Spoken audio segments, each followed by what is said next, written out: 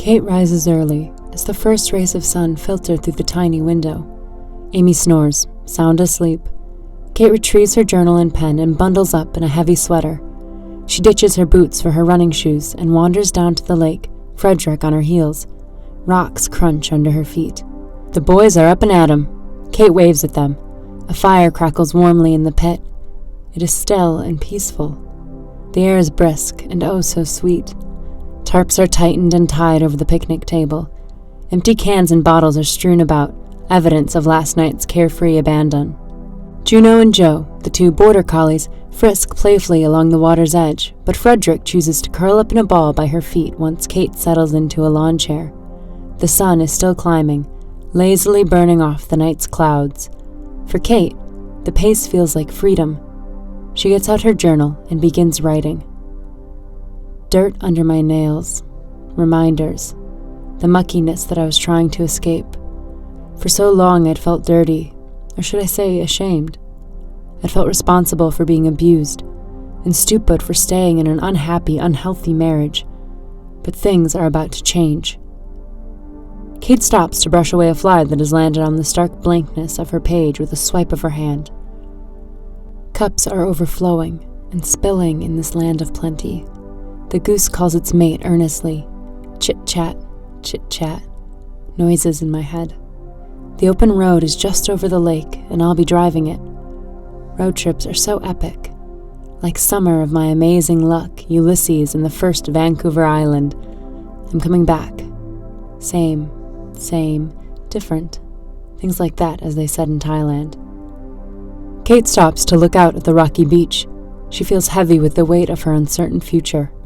Her heart beats thump, thump as though a captive inside her rib cage. Little pinpricks of ice are dancing along the surface of my so-called reality. Here at the lake, at Chug-a-Lug cabin, where dreams unfurl and secrets are revealed, I feel alive and present, attuned with my own body.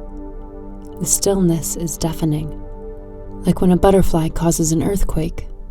Butterflies in my stomach. Kate is distracted, this time by her feet.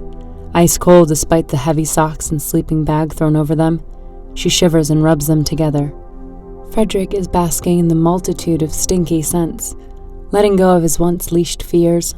Fish are practically jumping out of the lake into nets, onto fishing lines. Gutted then fried. Life ebbs and flows.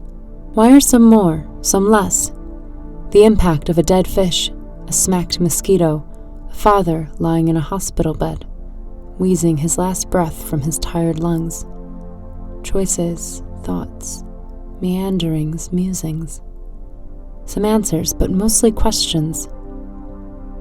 Kate closes her journal and heads back to the trailer. She rolls her dirty clothes up neatly and packs them carefully into her bag. Amy wakes up. "You're up early," Amy says with a yawn and a stretch. "It looks like you're getting ready to go. Can I offer you some breakfast? We've got eggs in the cabin." "Thanks," says Kate, "but I'm not hungry. I had an apple and your dad brought me a coffee. I'm anxious to head out." "I wish you luck then," Amy says, getting out from the covers to give Kate a hug. "Stay in touch," Kate says, then calls to Frederick and heads down to the dock. Amy's dad lifts Frederick into the boat as Kate climbs in, and he takes them across the lake to where Kate left the car.